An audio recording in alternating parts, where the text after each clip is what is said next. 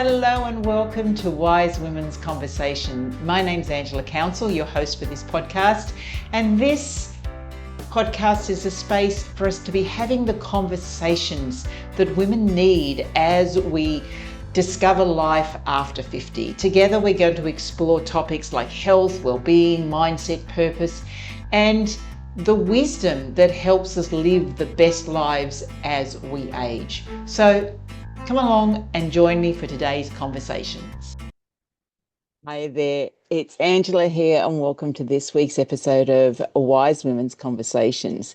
I'm actually recording this out here on my back deck because I have just finished a somatic movement class. It's absolutely stunning here at the moment. The sun is shining. It's nice and warm. Actually, I'm a bit hot in this top, but it's cool on the other side of the house. And as I was lying there doing my movement, and this somatic movement, if you're not sure what somatic movement is, it's a form of exercise, but it's very gentle, and it's about taking your body to about 70%, and then the focus is on the melt. So we tense the body a little bit, not a lot, and then the melt. And as we were doing it, and every single week, and because it also has a bit of a combination of a little bit of yoga in there as well. And as we were doing it, the instructor said, just be gentle and you don't have to push yourself. And it made me think, because in just about every other area of our life, we're told to push ourselves.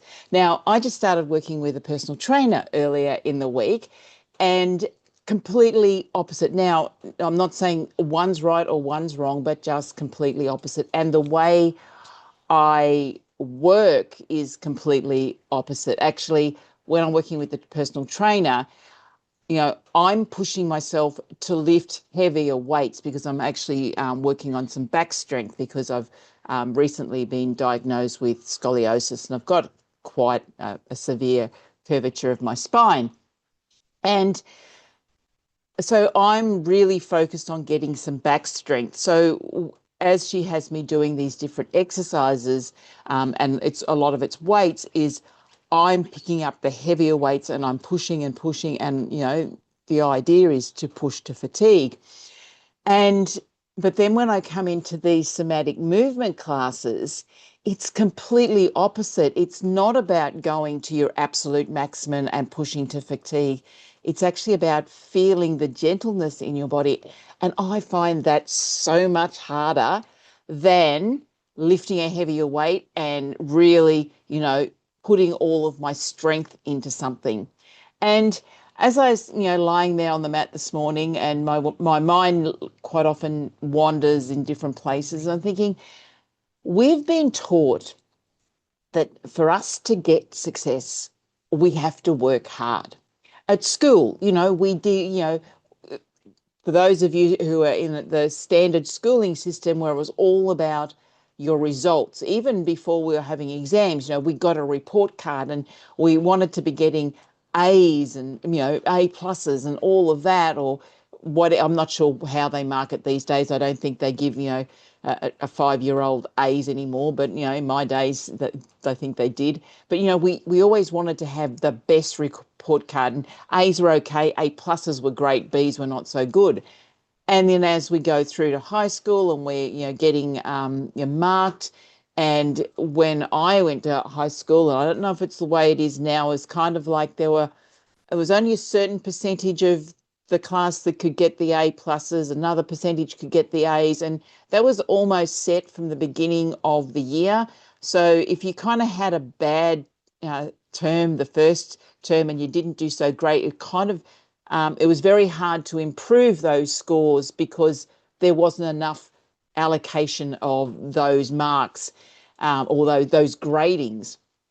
I don't think it was fair, but always pushing to get, we're pushing to get the highest marks we can get and to be the best. And then obviously we go to university, and once again, it's all about the marks, not necessarily about what you learn. And I can actually remember, because I've got an accounting degree, And I did a lot of that degree, actually, most of that degree I did through online learning. So I did it through an online university. And there's one particular subject whereby, it was doing journals and things like that. And so really, it was really quite easy to know if you had the right answer or not because everything balanced. And if it didn't balance, you didn't have the right answer. And so, I used to hand my report, all my assignments in, expecting that, hey, this is all right. I've done it all right. And time after time after time, I would get the mark back at 99%. And it really frustrated me because I couldn't work out what I'd done wrong to not get the extra 1% because when I get the assignment back, there's not a mark on it. It just says 99%. And then at some stage, I spoke to someone else who had the same lecturer, and she told me that he never gave 100% because he didn't believe anybody could be perfect. So the highest mark he would ever get was 99%. That frustrated me because I knew I'd put in all this effort to get 100%. And, that then kind of carries on into life. It's like we want to be the best. We want to strive for the best. And that's what we're taught. It's like, success comes when we strive for the best. And I went and I worked in the Commonwealth Bank and, I became the youngest female in Queensland to get managerial status at that stage. And yeah, things have changed a little bit now, but it's like, and then I got a couple more promotions, and then there kind of wasn't anywhere more for me to go because I had to wait for all the old guys to die to get another promotion. There was like I'd got to my limit, so I moved and became a consultant, and and then pushed further and further and further, and earning more and more money and doing bigger and bigger projects because it's all about achieving and doing the best you can.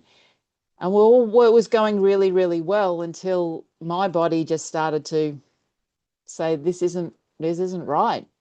And the stress was really impacting me. And I decided that I wanted to have children and had a lot of difficulty falling pregnant to start with. And then I did fall pregnant and I was still working at this stage. I was managing a really large IT project as I was a project manager. And I had a miscarriage at work. And that was my body telling me that, this striving wasn't going to give me what I wanted.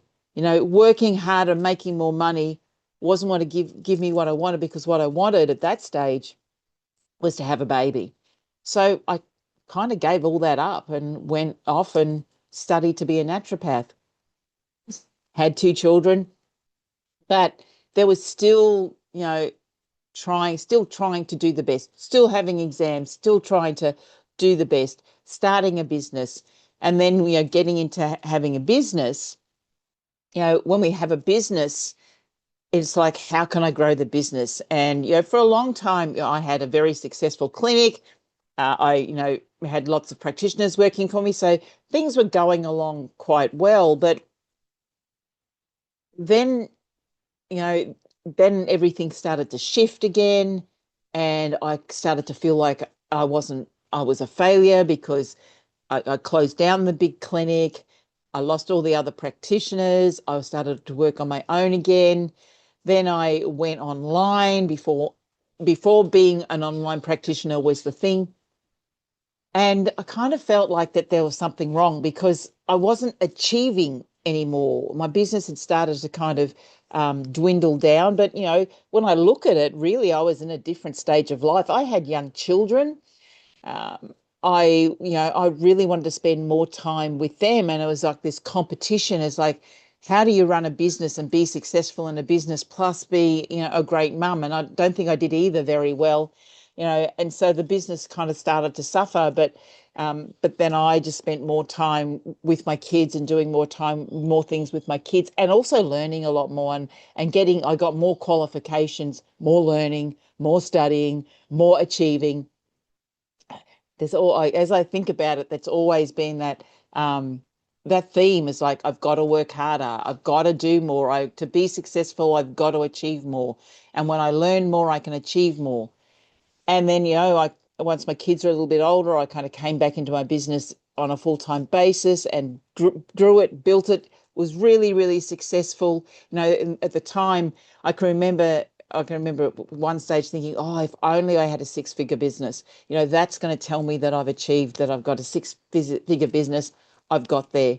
Then I get a six-figure business. It's like, okay, now I want multi six figures. We've just got to keep working harder and striving for more and more and more. And you've got to market, and there's all these things that we get told about marketing, that we've got to, the numbers are, it's all in the numbers, and we have to get so many numbers on our databases. We have launches, and we have to have so many numbers there, and when we get so many, I used to get 2,000 people to register for my free workshops. It's like, yeah, because the more numbers you have, the more successful you can, because we know that about 5% of them are going to convert. And they did to start with. But then the conversions started to get lower and lower, and I was no longer converting 5%. It was going down to 4%, 3%. So it's like, well, what's going on? What am I doing wrong? Because I'm not getting the numbers. I'm not striving. I'm not succeeding. And this has been my entire life until last year, when I went, I'm just going to take a little bit of a break and just rest. And now, as I'm coming back into my business, I'm doing it slowly. I'm doing what I was taught on the map. It doesn't have to be 100%. I don't have to push myself. I can do it slowly. 70% is okay. It doesn't have to be perfect, because that's the other thing I find is, like, I love building websites and putting systems and that together. I love for it, and I keep working on it until it's perfect. And the thing is, it's never perfect. And someone finds a mistake, and I think, oh, I did all of that wrong. There's just one mistake, but I did all of that wrong. So it's like the stories we tell ourselves. And so for me at the moment, my 70% happens when I'm on the mat doing somatic movement. It happens also when I do a fun type of dance class, which I've spoken about in another podcast, where just simply about moving my body. I'm definitely not perfect. I've seen myself on video. Really, you know, I don't look like a dancer at all, but that's okay. It's like, for me, it's like 70% is okay. When I do my pottery, it doesn't have to be perfect. 70% is okay. So it's going to be interesting as I come back into my business. Is 70% going to be okay? How am I going to learn that 70% is okay? And it's okay to relax, and it's all about the melt. It's not about the drive.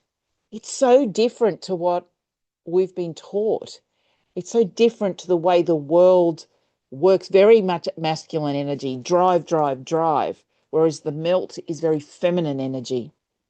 And many of us have grown up in a real masculine energy. So what does it take to actually just breathe into the melt and be okay with 70%?